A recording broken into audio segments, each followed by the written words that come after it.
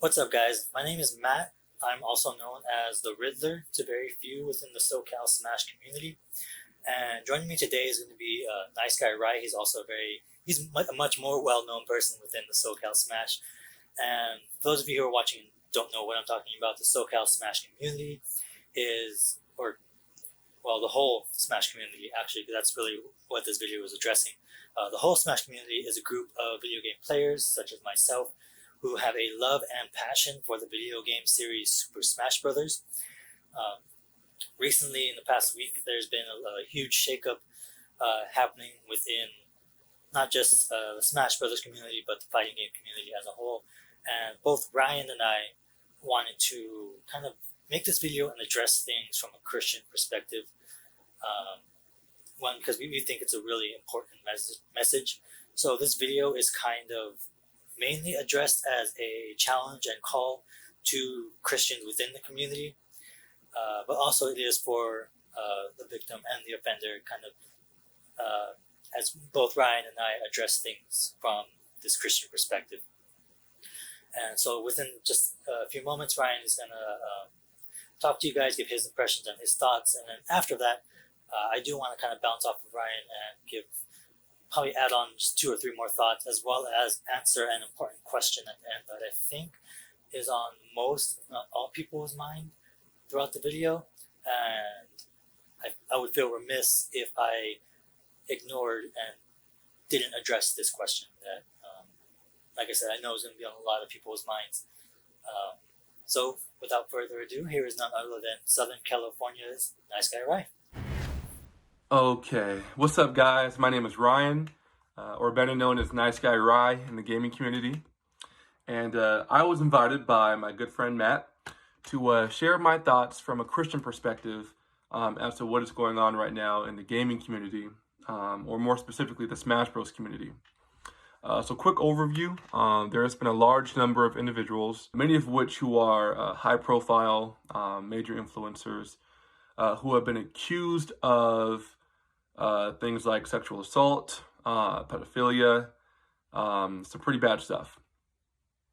And a lot of the stuff has been proven to be pretty much true, whether it's from, hard evidence or eyewitnesses, or, a lot of them have admitted to it. So it's pretty bad, really sad stuff. And so the question is, how should we as Christians respond to what's going on? Or what are my thoughts from a Christian perspective as to how we should address and respond to these things? So first and foremost, we need to be loving and supporting these victims, okay? We need to be praying for them. I can't imagine the trauma that a lot of these women and children must have gone through, okay? Some of them were dealing with it for years. Some of them had, multiple accounts of it, and then having to relive it now by sharing their stories. I really can't imagine what that feels like. So we need to be supporting them. We need to be praying for them. We need to be making, moves in our communities to help better protect these spaces and these environments, and just better protect our community members, especially our most vulnerable, especially our women, especially our children. So that's that. Now, on the other side, when it comes to the offenders, how should we as Christians, address this? So first off, straight up, they need to be held accountable, okay? Whatever consequences are coming their way, that's what needs to happen. They're voicing and expressing their anger. They're calling out for justice. They're calling out for the offenders to be removed from the community. And this is all valid. I want to make that point clear. But in the midst of all this, I think that from a Christian perspective, we still need to save room for forgiveness. We still need to exercise grace, okay? And here's why. At the end of the day, we all fall short. Just as much as they need Jesus, we need Jesus. And I think it's important that we stay grounded and humble in the fact that we all sin, and Jesus extends his grace to everybody. So guys, what I'm saying is we need to be praying for the offenders in the Smash community and in the gaming community. And if we find ourselves unable or unwilling to do that, then I think we need a heart check. Because as Christians, we're called to extend grace and we're called to operate as Jesus would. Thanks for listening to my thoughts, guys. I hope it was helpful. And thank you, Matt, for having me. Awesome, and thank you so much, Ryan, for being willing to do this video with me. It is an honor to have you here on my channel, collaborating with you, kind of doing this thing from a Christian perspective. But to everyone else, like I said at the beginning, there is something that I do want to add on to what Ryan has said. The main one having to do with the idea of forgiveness. There's this kind of misconception, both from Christians and non-Christians, that in order to forgive someone, you should ignore the feelings that you're feeling towards that person. And I just want to come out right away and say that this is not true. The Bible never says to just kind of ignore your feelings or put them to the side in order to forgive someone. Because those feelings that you have, they are for the most part justified. Like if someone wronged you, they sinned against you, or if you don't want to use that word, use whatever word you want. You are justified in feeling angry. You are justified in feeling upset if that was a person that you looked up to. You are justified in feeling disappointed and sad, and you don't have to put those feelings aside in order to forgive someone. And what I mean by that is wrestle with those feelings first, because those are real feelings. They are, like I said, they are justified.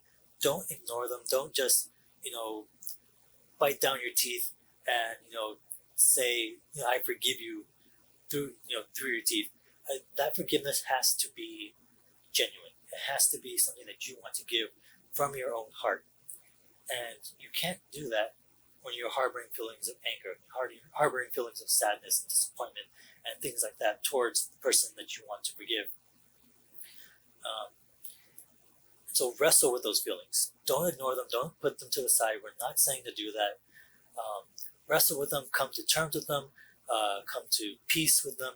And then when you feel ready, extend that forgiveness to, in particular, the offender. However, when it comes to prayer, I will say we should be praying for both the victims, those who, like Ryan said, have been traumatized, whether it was just once or time and time again over the past couple of years. They definitely need our prayers. And so we need to be doing that. But also for the offenders, we need to be praying for them, like Ryan said. Everyone needs Jesus. Everyone needs prayer. And we as Christians should believe that there is nothing more powerful than prayer. So that is really the challenge to all the Christians within the community, and also anyone that's watching this if you're a Christian. Be praying for everyone that's involved in this. If you know these people personally that have been affected, I want to say reach out, but do it with carefulness, cautiousness. We don't want to, bother, especially the victims who are, wrestling with all of this, coming out and finally being able to say what they've been wanting to say for such a long time. We don't want to bombard them with everything. But if you do know them personally, let them know you're praying for them, especially the offenders. I know those that have committed these crimes. They've deactivated their Twitter. They've gone off the grid for a little bit. But if you know them personally, reach out to them. Just send them a quick message. Let them know that you're praying for them. That remind them that there is a God that loves them. And don't force that on them. We Christians have a bad habit of forcing God onto people. But just let them know that it is because we have a God that loves us first that we want to extend that love to everyone else. And we have to be willing to, show compassion, grace, love, and hope for anyone that is struggling with the curse of sin, because that's really what this whole situation is. It is sin being expressed in the world that's hurting everyone. We live in a fallen, cursed world, and no one is exempt from the ramifications of sin. And because of that, we have to be gracious enough to be willing to forgive those who offend us, but also understand that these are free will actions. They did something that is objectively wrong, and they do need to face the consequences for it. As Ryan said, like, we're not trying to say that they shouldn't be punished or they shouldn't get away with this,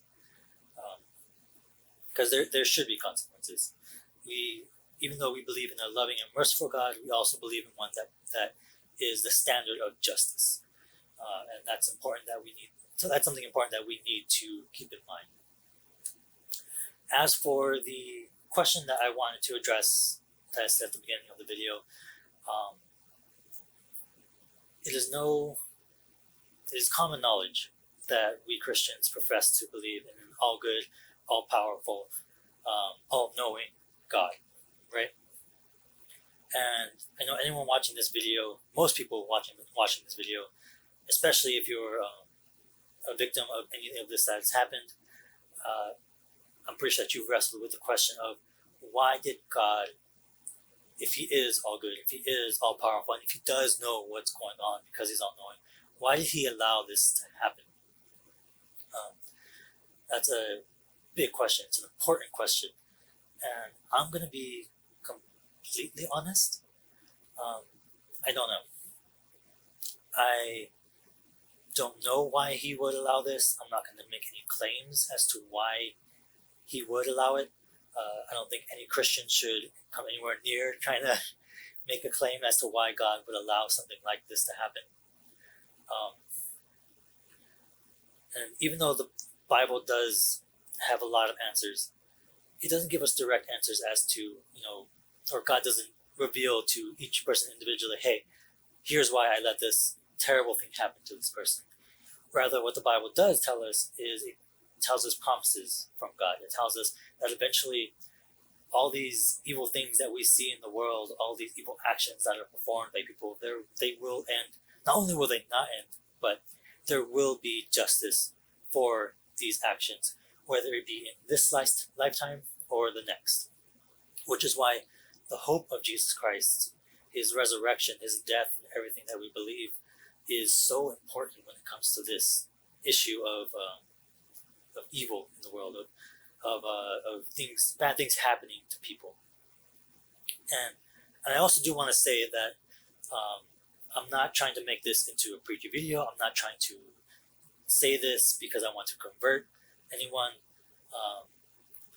I'm giving this answer to this question because honestly, the gospel is the answer to the question. It's the only way to answer this question from a Christian perspective as to why would God allow something like this to happen. We don't have the details on it, but we do have promises. So sorry guys, my camera kind of stopped recording while I was talking. But what I was trying to say was that there is a hope. There is not just a hope as in a wish of, we wish this happens in the future, that there will be no more sin, no more evil, no more suffering. But it's a confidence thing. It's something that we are assured in because of the faith that we have. And like I said, I'm not doing this to be preachy. I'm not doing this because I want to, convert you guys with this video.